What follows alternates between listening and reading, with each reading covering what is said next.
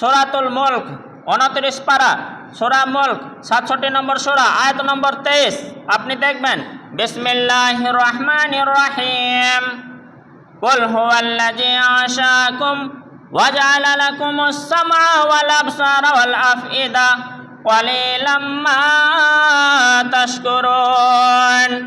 হে নবী গো, ওদেরকে বলে দাও, আনশাকুম, তাদেরকে আমি সৃষ্টি করেছি, ওয়া জাআলা লাকুমুস সামআ, তাদের আমি কর্ণপাত দিয়েছি, শ্রবণ শক্তি দিয়েছি, কান দিয়েছি শোনার জন্য।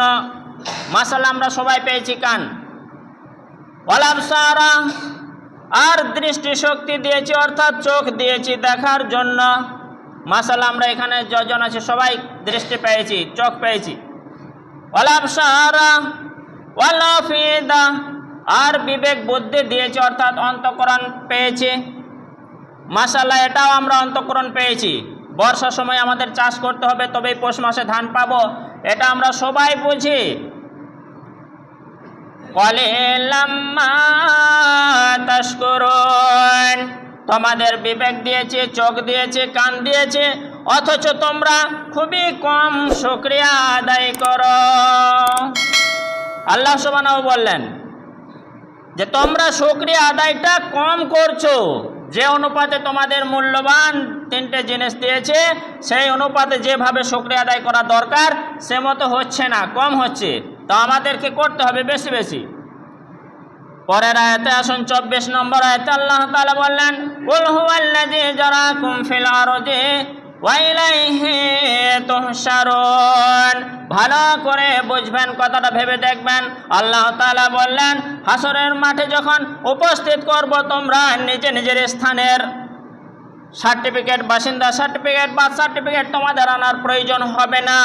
আর যে জায়গায় তোমাদের পাঠিয়েছি, কাউকে ভারতে, বাংলাদেশে, পাকিস্তানে, শ্রীলঙ্কায়, মায়ানমারে, নেপাল, ভুটান, চীন, এশিয়া সহ আফ্রিকা, আমেরিকা, সারা বিশ্বের যে কোনো কোনায় কোনায়, প্রান্তে প্রান্তে আমি পাঠিয়েছি আমার ইচ্ছা অনুযায়ী। 800 কোটি মানুষ, কেউ কি একজনও কি বলেছিল যে আল্লাহ আমাকে অমুক জায়গায় পাঠাও? কেউ কি বলেছিল ইরাকে পাঠাও?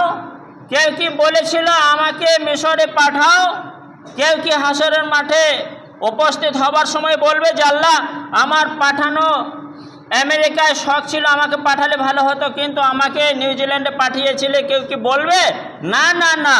আর সমগ্র জমিনটা একটাই দেশ আল্লাহ সুবহানাহু ওয়া তাআলার কাছে। তো আল্লাহ তাআলা বললেন, জমিনে তোমাদেরকে ছড়িয়ে দিয়েছি, পশ্চিমে তো পশ্চিমে, পূর্বে, উত্তর, দক্ষিণে, আমার যেখানে ইচ্ছা সেখানে তোমাকে পাঠিয়ে দিয়েছি। মানুষ জন্ম নেওয়ার পর 7 দিনে নাম হয়, তারপরে সেই নামে নামাঙ্কিত করে তাকে ডাকা হয় চিনি। কিন্তু তার আগে কাকে কোথায় পাঠাতে হবে, কাকে কোথায় দিতে হবে, এই সিলেক্ট একমাত্র আল্লাহ তাআলা করেন। তাই বললেন, মনে রাখো তোমাকে দুনিয়ায় যে প্রান্তে পাঠায় না কেন, সেই জীবিকা অনুযায়ী তোমাকে জীবিকা অর্জন করতে হবে, সেই প্রধান খাদ্য অনুযায়ী তাদের তোমার পেশা হবে, আর সেইখানে থেকে তুমি ইবাদতগুলি করে হাসরের মাঠে ফিরে আসবে। ওয়া ইলাইহি তুহশারুন, মনে রাখো তোমাকে হাসরের মাঠে আসতে হবে। তো আমাকে পাঠিয়েছে পশ্চিম বাংলায়, আপনাদের পাঠিয়েছে আল্লাহ তাআলা পশ্চিম বাংলায়, বীরভূম জেলায়।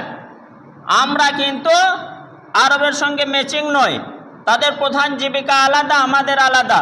শস্যকে চাষি মানুষ, চাষ করি, তো ইবাদত করব, চাষ করব, দুটোই করব। চাষ করব, ইবাদত ফেলবো তা। নবী করিম সাল্লাল্লাহু আলাইহি সাল্লাম একটা ছোট্ট বাণী তো দিয়েছেন, আর দুনিয়া মাজরাতুল আখিরা, এই দুনিয়াটা আখিরাতের জন্য শস্য ক্ষেত, চাষের মতোই। যেমন আমরা ভাবছি বিবেকবান মানুষ চাষ করলে ফল পাবো পৌষ মাসে, সেরকম এখন যদি চাষ করে যায়, অর্থাৎ ইবাদত করে যায়, হাসরের মাঠে ফল পাবো। এটা আমাদেরকে অবশ্যই বিবেক নিয়ে ভাবতে হবে প্রত্যেকেই। একটা হাদিস আল্লাহ রাসূল সাল্লাল্লাহু আলাইহি ওয়াসাল্লাম কঠোরভাবে বললেন, শুনুন। আন সাইদ ইবনে যায়েদ রাদিয়াল্লাহু তাআলা আনহু قال قال النبي صلى الله عليه وسلم من اقتطع شبرا من الارض ظلما توقه الله يوم القيامه من سبع ارضين। এটা বেশি ভাগ আমাকে মনে রাখতে হবে চাষি ভাইদের। অন্য অন্য জায়গায় হয়তো হয়ে থাকে, তো এখানে হয় কি আমি ঠিক জানি না, বলতে পারছি না। যদিও হয়ে থাকে বা হয়, সতর্ক হয়ে যাবেন, আজ থেকে সাবধান হয়ে যাবেন। কে বিষয়টা শুনে যে আল্লাহ রাসূল সাল্লাল্লাহু আলাইহি সাল্লাম বললেন, মানে তাতা শিবরাম মিনাল আরজি জুলমান, কোন ব্যক্তি এক বিদ্যা জমি, এক বিদ্যা জায়গা যদি জোরপূর্বক দখল করে নিয়ে নেয়, কারোর আল ঝুড়ে এক বিদ্যার মতো জমি যদি জোরপূর্বক আল ঝুড়ে নিয়ে নেয়, কোনো চাষি কোনো ব্যক্তি যদি জোরপূর্বক ট্রাক্টর চালিয়ে ইচ্ছাকৃতভাবে জোর করে যদি কারো জমি নিয়ে নেয়, তার জন্য হাসরের মাঠে সেরকম সার্থক জমিন তার গলায় লটকে দেওয়া হবে, ঝুলিয়ে দেওয়া হবে। সাবধান, কিছু করার নেই। এর আগে আমরা বহু করেছি, হয়তো যারা করে এসেছি আজ থেকে তওবা তিল্লা করে আর করব না, বরং যতটা নিয়েছি তার পরিমাণ জমি তাকে ফেলে দেওয়া। যে করেছে সেই জানি, আর যার করেছে সেও জানি। তো সাবধান। আল্লাহ রাসূল সাল্লাল্লাহু আলাইহি ওয়াসাল্লাম এত ভয়ঙ্কর কথা শোনালেন যে এই এক বিদ্যা জমিও যেন না হয়, কেউ এক হাতে নিলে আরও বেশি ভয়ঙ্কর পরিণতি হবে। যদি 1 মিটার নেয় আরও ভয়ঙ্কর পরিণতি। তো একটু সাবধান হয়ে যেতে হবে। ওই সমস্ত যারা আল ঝোড়াঝুড়ি করে পরের জমিকে নিয়ে নিজের জমিটা বড় করার চেষ্টা করে, কালকেই আমি আনলে আপনার জমি অতটা থাকবে না যতটা দখল করে ভোগ করছেন। তাই একটু সাবধান হয়ে যেতে হবে। দিলে ইমান রেখে তার জমি ফেলে দিতে হবে, আর নেব না। দুনিয়ার মূল্য কতটাই। আমার রাসূল করিম সাল্লাল্লাহু আলাইহি ওয়াসাল্লাম একবার ঘুমিয়েছিলেন। ঘুম থেকে যখন উঠলেন, বাতাসা দেখেছেন, বাতাসার পিছন দিকে উল্টো দিকে কীরকম থাকে, চাটাইয়ে দিলে তালাইয়ে দিলে কীরকম একটা দাগ থাকে।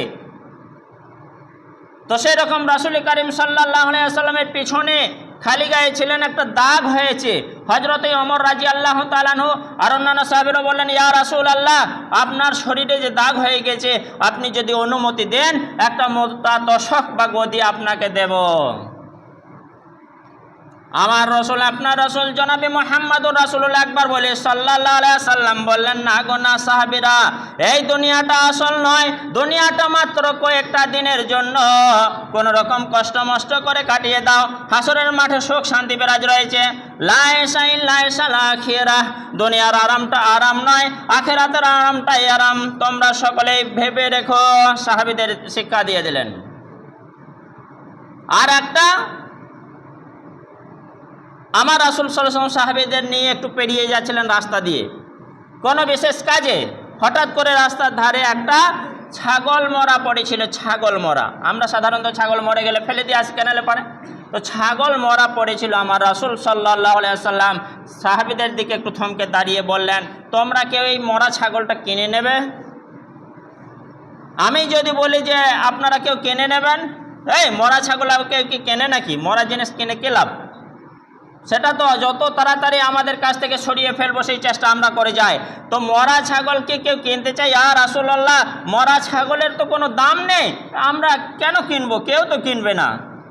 আমার রাসূল সাল্লাল্লাহু আলাইহি ওয়াসাল্লাম একটা দৃষ্টান্ত দিলেন বোঝানোর জন্য তাদেরকে, যে মৃত ছাগলের যেমন কোনো দাম নেই, আখিরাতে দুনিয়া কোনো দাম নেই।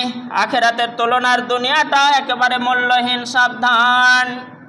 বোঝালেন যে মরা ছাগলের যেমন দাম নেই মনে করছো, এই দুনিয়াটার কোনো দাম নেই। চোখ মুজলেই সবই বুঝতে পারবে, কিচ্ছু দাম নেই। আখিরাতের তুলনায় দুনিয়া একেবারে নগণ্য। এবার একটা অন্য বিষয় নিয়ে যে কথাটা বলছিলাম, যে আপনারা হয়তো এই বিষয়ের কথা কখনো শোনেননি, তবে প্রথম শুনবেন আজকে। একটু ধ্যান মন দিয়ে আবার শুনুন। মানত, যেটা বাংলাতে আমরা সাধারণত বলি মানত। যার সামনে জায়গা আছে একটু সরে আসুন, পেছন থেকে ঠেলবে, আপনার ক্ষতি হবে। তো মানতের বিষয়ে কে কোরআন হাদিসে কোনো অনুমতি আছে? আমি হ্যাঁও বলবো না, নাও বলবো না। আমি আপনাদের হাদিস শোনাবো। আমি হ্যাঁও বলবো না, নাও বলবো না। আমি আপনাদের রাসূল সাল্লাল্লাহু আলাইহি ওয়াসাল্লামের বাণী শোনাবো, যা আমার রাসূল 1450 বছর আগে বলে গেছেন। এবার রাসূলের বাণীটা শুনে মাথায় মুখস্থ রাখে, বিবেকে ক্যাচ করে রাখে, এইবার আমি সেই অনুযায়ী কর্ম করব। মানত, সর্বপ্রথম আসুন, মানত করে যদি কেউ মারা যায় তার করণীয় কি? আন ইবনে আব্বাস রাদিয়াল্লাহু তাআলা আনহু قال, হযরত ইবনে আব্বাস রাদিয়াল্লাহু তাআলা আনহু তিনি বর্ণনা করছেন, তিনি বলছেন ইস্তাফতা সাদ ইবনে উবাদা রাসূলুল্লাহ সাল্লাল্লাহু আলাইহি ওয়াসাল্লাম, যে সাদ ইবনে উবাদা রাসূলুল্লাহ সাল্লাল্লাহু আলাইহি ওয়াসাল্লামকে জিজ্ঞাসা করলেন, ফতোয়া চাইলেন, মাসলা জানতে চাইলেন।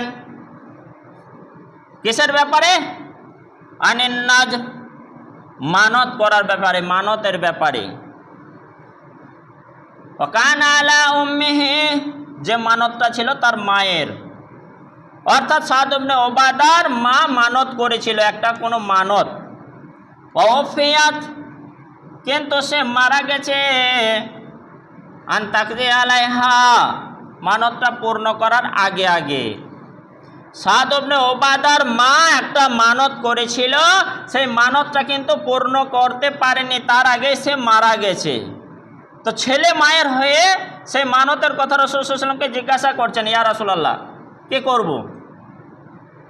ফাকালা রাসূলুল্লাহ সাল্লাল্লাহু আলাইহি ওয়াসাল্লাম, আমার রাসূল সাল্লাল্লাহু আলাইহি ওয়াসাল্লাম বললেন, ও সাদ ইবনে উবাদা তুমি শোনো, তাকজিহি আনহা, তোমার মায়ের মানতটা তুমি ওয়ারিসিন সূত্রে সন্তান হিসেবে তুমি পূর্ণ করে দাও।